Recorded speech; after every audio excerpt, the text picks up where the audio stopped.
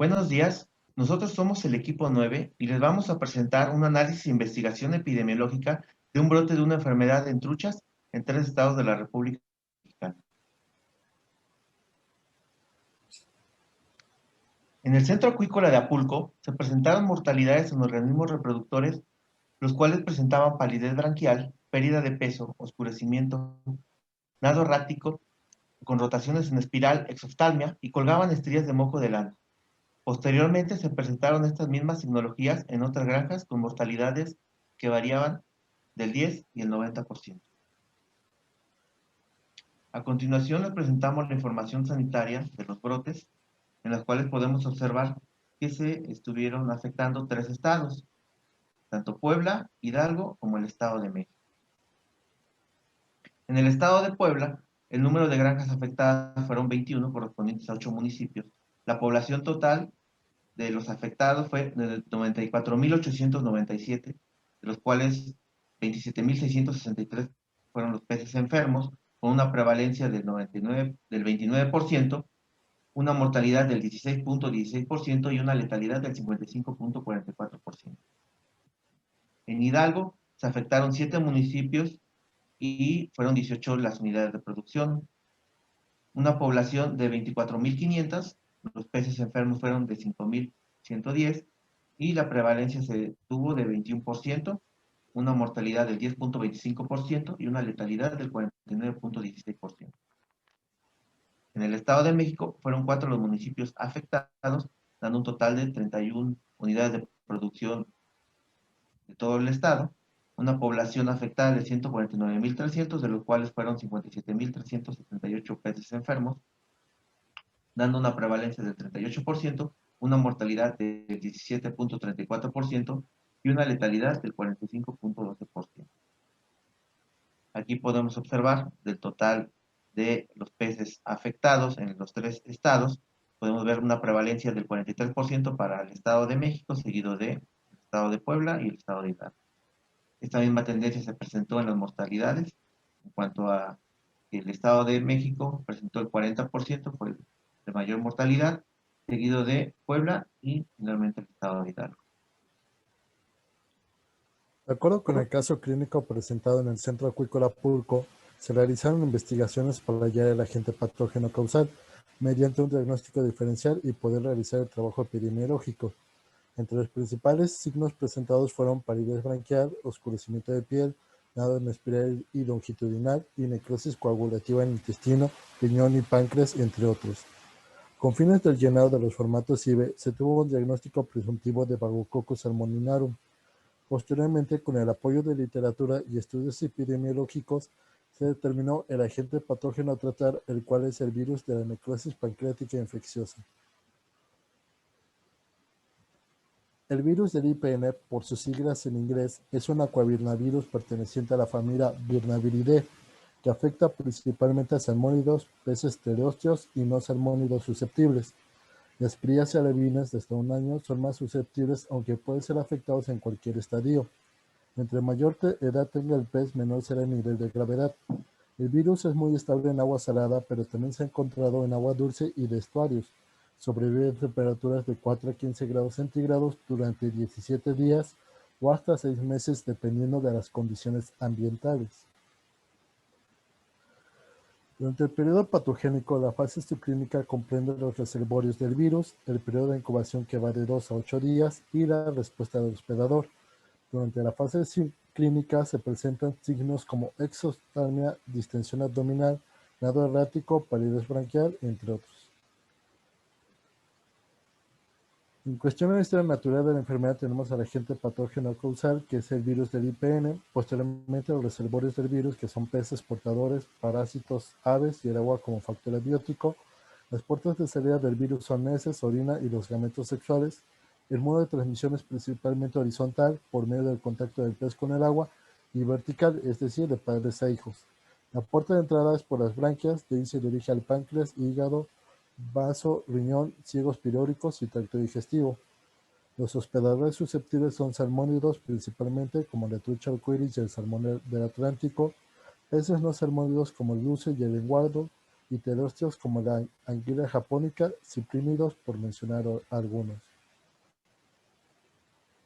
Se realizó un árbol de escenarios para identificar los posibles puntos de introducción y diseminación del virus en una granja o un área determinada, donde el planteamiento principal es la introducción de ovas infectadas y si las unidades de producción tenían las medidas de bioseguridad, calidad de agua adecuado y si contaban con un programa de vigilancia epidemiológica activa para la detección oportuna de este y así reducir los niveles de riesgo. Con el fin de determinar el nivel de riesgo de cada uno de los factores identificados, se realizó una encuesta epidemiológica, la cual consistió de 67 preguntas e incluía datos de la unidad de producción acuícola, sus datos de producción y manejo, datos de la enfermedad, datos con relación a su bioseguridad y los datos de las fuentes acuíferas. En cuanto a los factores de riesgo identificados, podemos observar que las granjas que presentan stocks grandes presentaban el riesgo relativo más elevado, y a continuación vamos a analizar cada uno de ellos.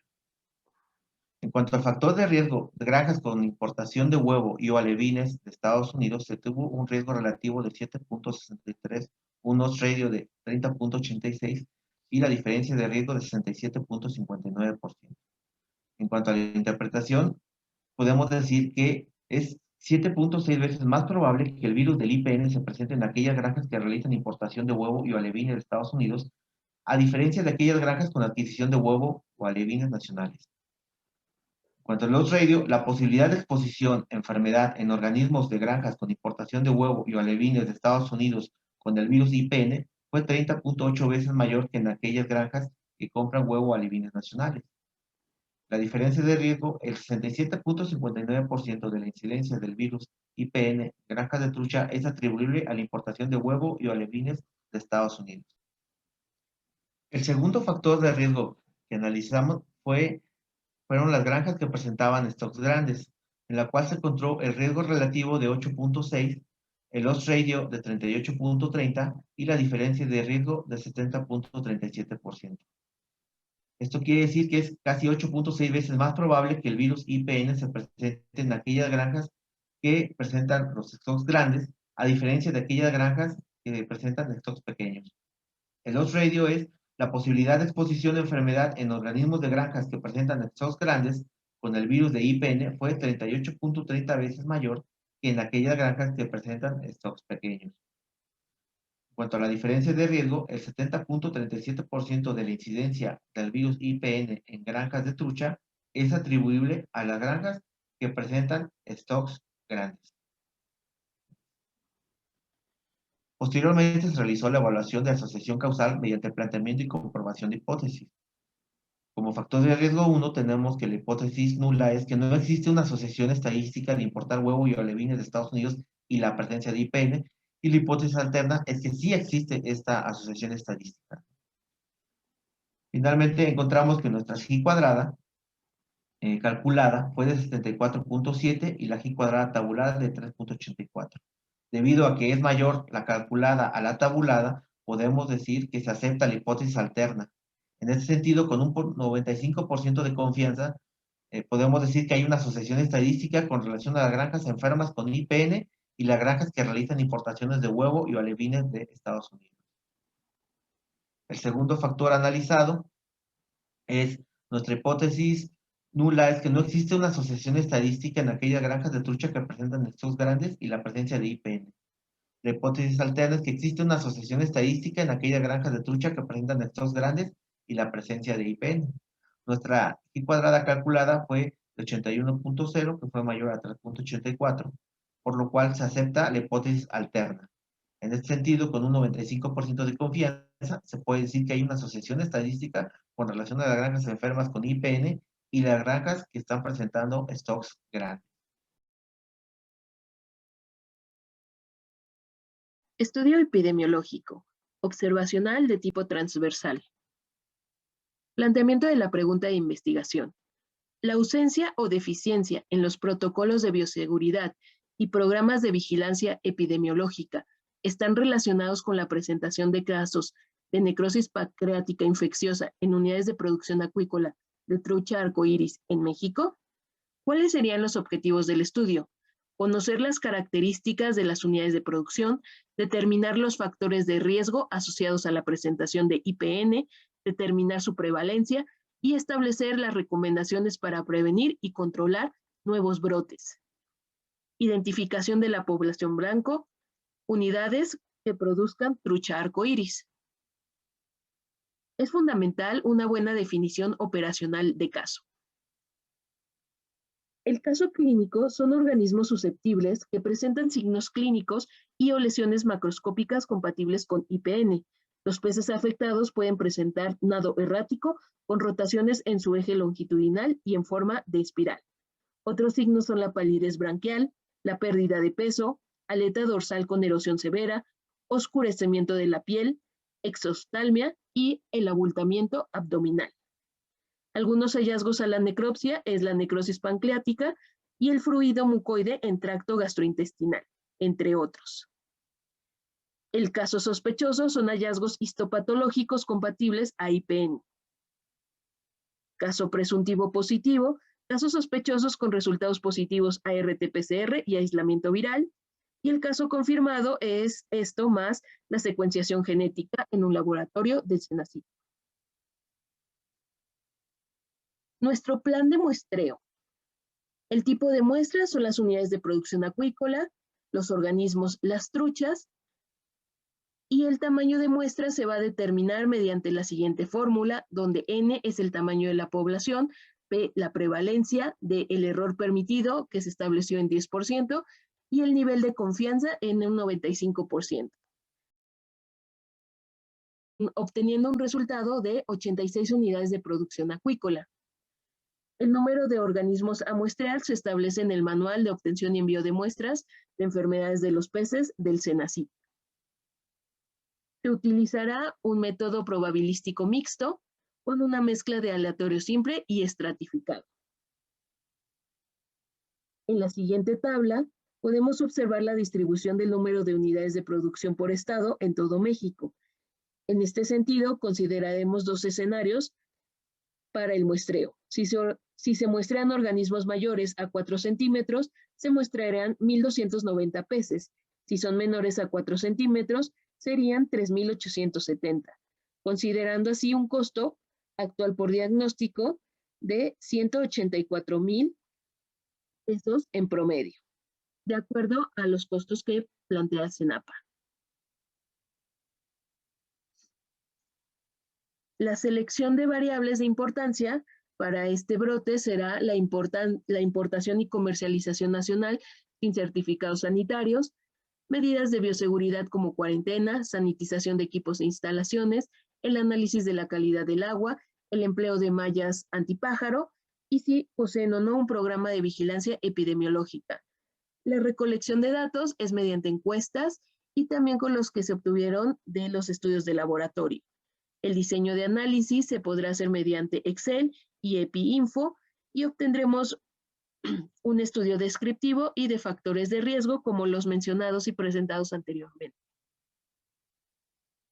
El plan de vigilancia epidemiológica constará de una vigilancia pasiva, dado que esta enfermedad está clasificada en el acuerdo como de grupo 2, es decir, una enfermedad endémica, pero de riesgo sanitario, por lo que su notificación es obligatoria.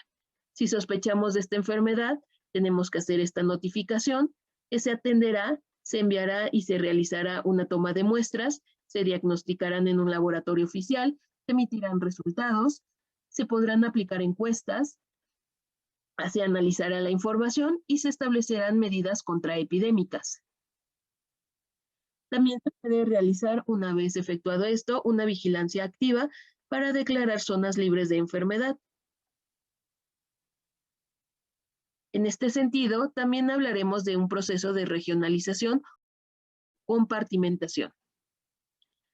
La regionalización se hace cuando hay un solicitante que ha solicitado, dada la redundancia, este reconocimiento. Y es una designación de subpoblaciones de animales libres de una enfermedad empleando criterios geográficos. Esta información se envía al Senacica, quien analiza información remitida y además hace una visita a la zona a reconocer.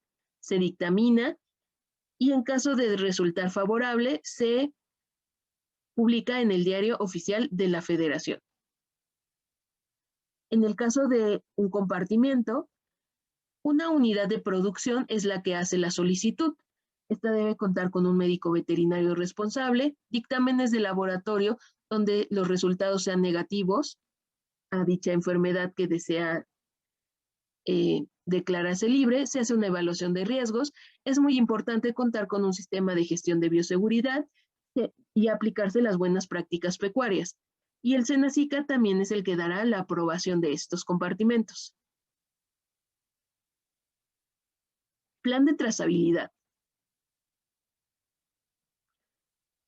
La trazabilidad permite ubicar en el tiempo y espacio productos o animales a lo largo de todos los eslabones de la cadena de producción, así como de la alimentaria. En el caso de los sistemas de producción acuícola, es muy importante el suministro de huevos y o juveniles, su recepción en las unidades de producción acuícola, la siembra en estanques o jaulas, en crecimiento cultivo, la cosecha y el embarque para su venta. Posteriormente, también se puede establecer en la industria alimentaria, en la comercialización y una vez que se llegue a los consumidores finales, ya sean de hogares, restaurantes, instituciones o empresas. Los elementos básicos de un sistema de trazabilidad sería una identificación única de animales, productos y empresas, el registro de datos, el procesamiento de datos, la comunicación de estos mismos.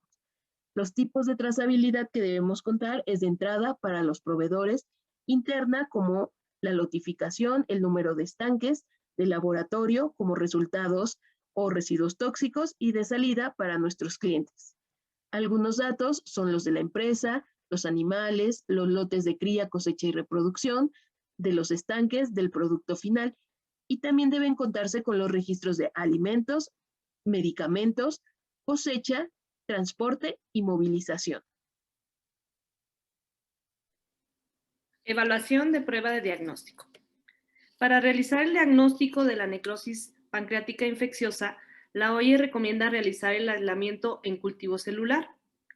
Sin embargo, puesto que esta es una técnica que puede tardar más de 3 semanas para emitirse un resultado, se han desarrollado varias técnicas como ELISA, inmunofluorescencia, citometría de flujo y RT-PCR, siendo esta última una de las más sensibles, ya que puede llegar a detectar cantidades muy bajas del virus, siendo capaz de incluso detectar portadores asintomáticos.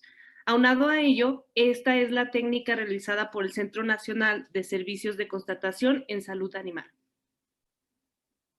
Los órganos recomendados por la OIE para la detección de este virus son riñón, hígado y vaso para crías y fluido várico para reproductor, aunque recientemente se ha descrito que también se puede identificar en branquias e intestino. Utilizando el programa de winepi.net, se evaluaron los parámetros de validez para la prueba de RT-PCR a partir de distintos órganos, observando que los valores predictivos varían dependiendo del órgano del que se obtiene la muestra.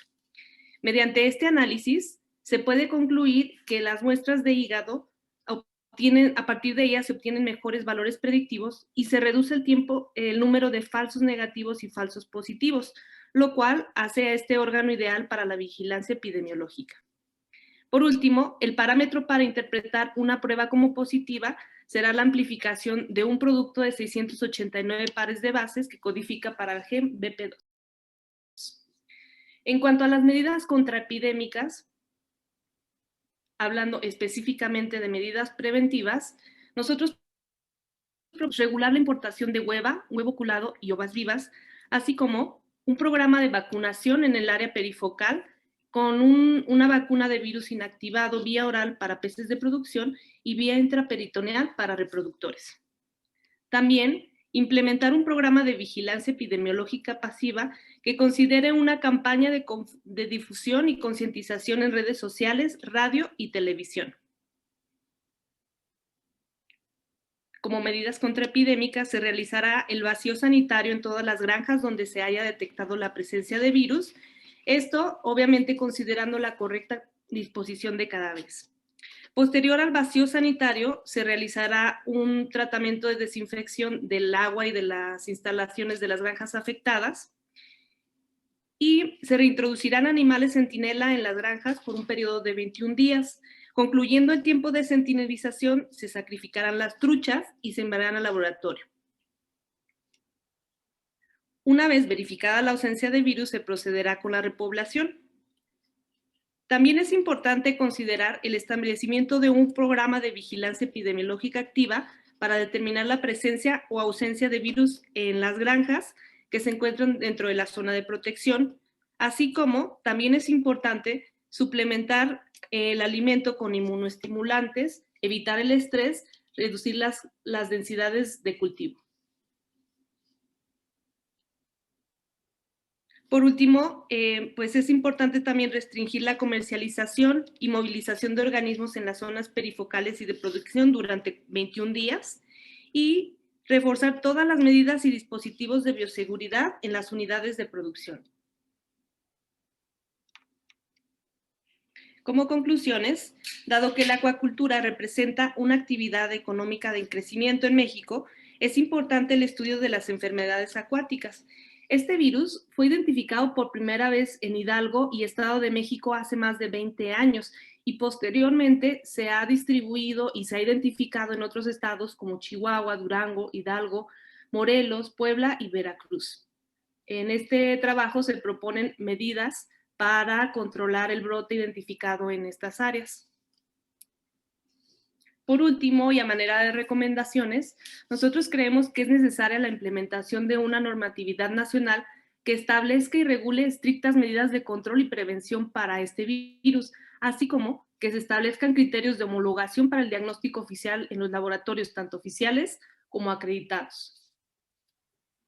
También creemos que es necesario realizar investigación epidemiológica para conocer la prevalencia e incidencia de esta enfermedad, así como identificar y caracterizar las cepas mexicanas y poder desarrollar así una vacuna nacional que pueda contribuir al control y erradicación del virus de la necrosis pancreática infecciosa.